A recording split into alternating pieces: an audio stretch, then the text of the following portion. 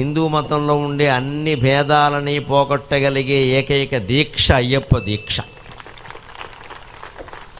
అందుకని నాకు ఆ దీక్ష వాళ్ళు పిలిస్తే చాలా ఆనందంగా ఉంటుంది. సమైక్యాన్ని నిలబడుతున్నారు. కులభేదం లేదు, ప్రాంత భేదం లేదు, కులభేదం లేదు. ప్రధానంగా ఎక్కడ అయ్యప్ప స్వాములు భోజనం చేస్తున్నా పక్కన ఆయన్ని స్వామి స్వామి అంటారు తప్పితే నువ్వు ఏ కులం స్వామి అని అనరు. అసలు ఆ మాటే రాదు. మొత్తం హిందూ ధర్మంలో ఈ కులం అనేది రద్దు అవ్వగలిగితే అప్పుడు హిందుత్వం మొత్తం బాగుంటుంది, భారతదేశం మొత్తం బాగుంటుంది.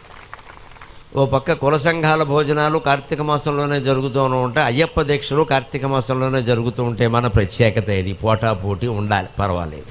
ఏది గొప్పదో ధర్మం నిర్ణయిస్తుంది.